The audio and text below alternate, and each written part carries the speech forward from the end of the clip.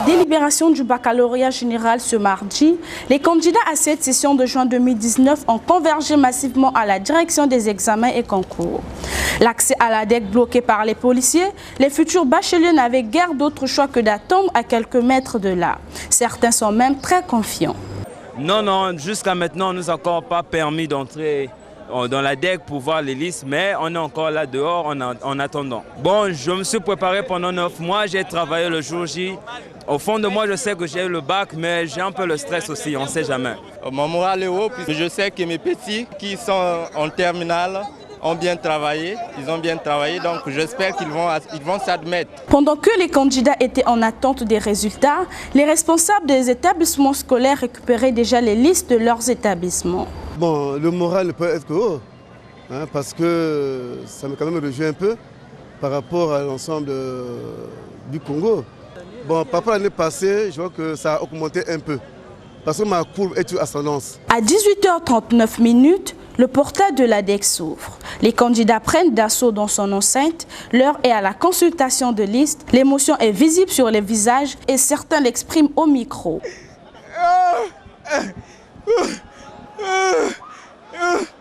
Je suis vraiment émotionné parce que j'ai eu mon bac. J'ai travaillé pendant 9 mois. Je suis vraiment heureux, vraiment. Et mon nom c'est Moukassa et ma soeur aussi a eu, donc je suis tellement heureux. J'ai arrêté quand j'ai fait mon bac 3 fois.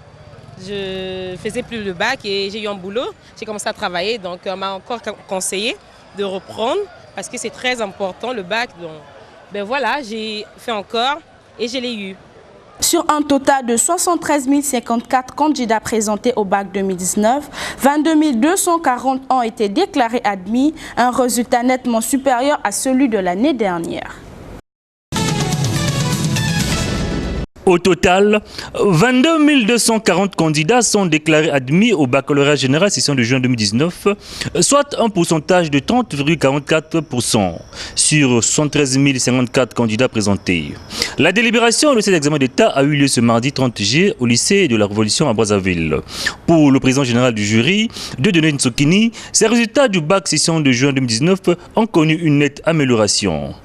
Total général inscrit 74 309 présents, 73 054 admis avec la mention très bien, 3, la mention bien 125, la mention à bien 2729, mention passable 18 933, soit un total général d'admis qui est de 22 240 admis, soit un pourcentage de 30,44%. Et ce, avec une augmentation par rapport à la session dernière, qui est de 2,48%. Si le département de la Songa a occupé le premier rang avec un taux de réussite de 49,01%, le département de Brazzaville et de l'Alekumu occupent respectivement le 7e et le 12e rang. Premier département, avec le meilleur score, bien entendu, eh bien c'est la Sangha, avec 42,01% d'admis, bien entendu. Deuxième, la cuvette centrale, avec un taux de réussite de 37,97%. Neuvième, la Likwala, taux de réussite 27,49%. Dixième, Pointe-Noire, taux de réussite d'admission de 27,49%. 11e, le Kouilou, avec 23,24%.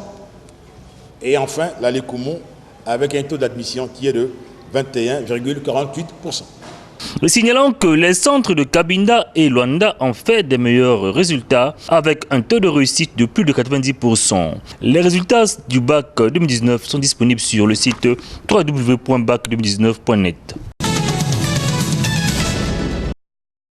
De 2019 à 2024, Mohamed Ould Ghazouani va présider aux destinées de la Mauritanie, un pays de la sous-région Afrique de l'Ouest.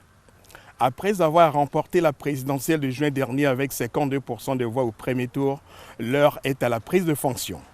C'est ainsi que ce 1er août sera un jour particulier à Nouakchott où Mohamed Ould Ghazouani sera investi sous le regard attentif des nombreux dirigeants du continent, dont Denis Sassou Nguesso du Congo, en route pour la capitale mauritanienne.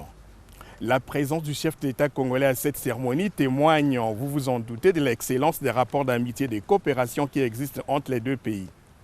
De sources proches de l'entourage du nouveau président, le général Ghazouani est une personnalité dotée d'une grande capacité d'écoute et agit par consensus. À noter que le président nouvellement élu est attendu par ses compatriotes qui aspirent au changement.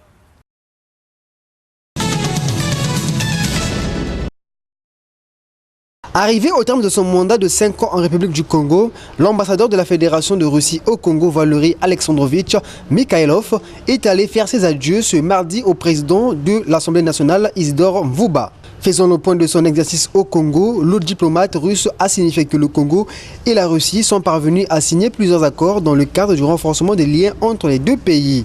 Aussi dans leur entretien, Valery Mikhailov a également évoqué le sommet russe-Afrique prévu en octobre prochain qui connaîtra une fois de plus la participation du président Denis Sassou Nguesso.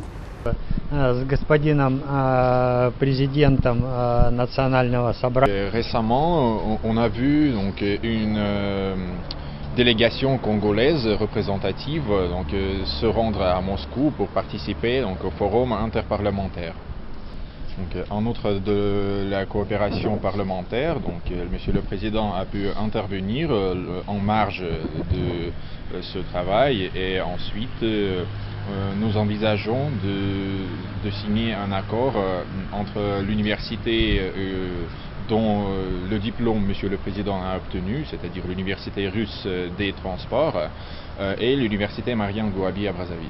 J'ai fait mes adieux à Monsieur le Président de l'Assemblée nationale car prochainement je quitte définitivement le Congo, mais je dois vous confier que ce pays restera dans mon cœur comme un pays ami de la Fédération de Russie avec lequel nous avons de belles relations. Pour votre gouvernement, le Congo et la Russie ont établi leurs relations diplomatiques en mars 1964. Celles-ci se sont renforcées au fil du temps avec la réalisation de plusieurs projets en République du Congo. Les mains levées et à l'unanimité, les députés ont donné un avis favorable au rapport numéro 29 de la Commission de loi et affaires administratives sur le projet de loi relatif à la protection des données à caractère personnel. Réunis en séance plénière ce mardi, les élus du peuple ont adopté ce projet de loi qui prévoit la création d'une commission y relative. La protection des données à caractère personnel constitue dès lors un véritable enjeu juridique et sociétal. L'objectif du présent projet de loi est d'asseoir un environnement juridique offrant une protection efficace des libertés et des droits fondamentaux des personnes physiques, notamment de leur vie privée, à l'égard du traitement des données à caractère personnel. Une fois promulguée, cette loi devait être suivie d'une campagne de vulgarisation sur toute l'étendue du territoire national, a promis Thierry Mungala. Le ministre de la Communication et des Médias, qui a représenté son confrère des Postes et Télécommunications, a par ailleurs usé de tous ses arguments pour faire passer un autre projet de loi portant cette fois-ci création de l'ANSI, Agence nationale de sécurité des systèmes d'information. Cette agence aura pour mission, entre autres, deux. Réduire la vulnérabilité du cyberespace national, procéder au contrôle régulier des réseaux et systèmes d'information, délivrer les agréments aux organismes de sécurité des systèmes d'information. Le problème qui s'est posé dans ce projet de loi ne se situe pas au niveau de sa nature ni de son importance, mais plutôt au niveau de sa constitution, car pour les députés, à l'instar de Denis Christel Sassou Nguesso, cette structure ne sera qu'une agence de trop. Et si nous regardons un peu le contexte économique de notre pays, je pense qu'il ne serait pas inutile de rationaliser un peu la dépense publique en s'évitant, dans les temps actuels, de créer une agence nouvelle, alors que nous avons déjà un outil qui est l'RPCE, et on pourrait simplement élargir ses missions. Répondant au député, Thierry Mungala a expliqué que cette agence en gestation aura une mission parallèle à celle de la RPCE. Il s'agit d'une question de sécurité nationale, donc militaire, qu'on ne peut pas confier au régulateur qui s'occupe, elle, du civil, a renchéri le ministre de la Communication. Ce projet de loi, bien que voté par 109 députés sur 111 présents, n'a pas obtenu l'approbation de Denis Christian Sassou Nguesso, qui a fait partie des 2 députés qui se sont abstenus.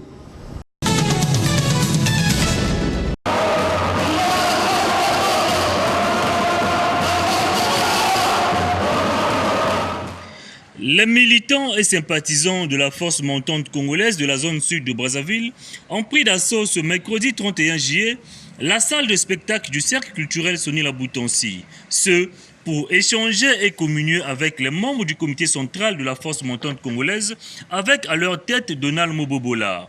Au cours de cette rencontre, Donald Mobobola a, entre autres, fait le point sur les conclusions de la dernière session extraordinaire du FMC, édifier à la jeunesse du PCT sur la crise que traverse la force montante congolaise. Nous avons un problème au sein de notre parti. Ce problème est lié où? Le problème est basé sur les principes. Dans notre parti, nous étions dit que lorsque vous avez 2 mandats, vous avez 2 fonctions, ce que nous appelons cumul paralysant. Vous voulez dire quoi? Que chacun se retrouve, qui a le partage du pouvoir. Denis Sassou Nguesso aujourd'hui a demandé aux camarades de lutter contre les antivaleurs. Vous savez pourquoi les antivaleurs que le président de la République est en train de combattre? Parce que nous jeunes, nous devons être éduqués. Nous jeunes, nous devons balayer les antivaleurs, le vol, la corruption. Les comités du FMC des arrondissements ci-après, Makele Kele, Bakongo, Mfilou et Madibou, qui ont réitéré leur soutien d'effectif à Donald Mobobola, ont rendu public une déclaration conjointe. Nous, les membres du comité central, militants et sympathisants de la zone sud, dénonçons ouvertement ce complot et disons non à la manipulation des jeunes du parti. Nous disons oui au respect des tests. Nous demandons avec fermeté la démission du premier secrétaire de la force montante congolaise, y compris tous les cumulards pour le respect des tests du 6e congrès extraordinaire de notre parti. Pour ces jeunes du FMC de la zone sud de Brazzaville, défendre, soutenir et accompagner le président de la République, Denis Sassou Nguesso, reste leur seul credo. Selon une source proche du dossier, 4 délinquants phoniques ont été condamnés à 18 mois d'emprisonnement ferme et devront payer 500 000 francs CFA d'amende. Le même montant pour dommages et intérêts chacun. Ce verdict du tribunal de grande instance d'Ifrondo dans le département de la Likwala est tombé le 25 juillet courant sur l'affaire dite de 6 trafiquants des produits phoniques. Il s'agit de Ongolé Merletibo, Mobula Genèse, Antunga Mani et Dzamal Adam. Les 2 autres, à savoir Ngoko Matuboudan et Bolia, reconnus coupables d'abattage et importation des produits des espèces animales intégralement protégées, verseront 500 000 francs CFA d'amende et 100 000 francs CFA de dommages et intérêts à l'État congolais. Il s'agit d'un réseau de trafiquants des produits phoniques dans lequel on trouve les Centrafricains et les Congolais des 2 Congos, affirme la même source. Certains des produits saisis ont pour la provenance la République démocratique du Congo. L'arrestation de ces condamnés est l'œuvre de la direction départementale de l'économie forestière de la Likwala et de la gendarmerie nationale, épaulée par le PALF, projet d'appui à l'application de la loi sur la faune sauvage.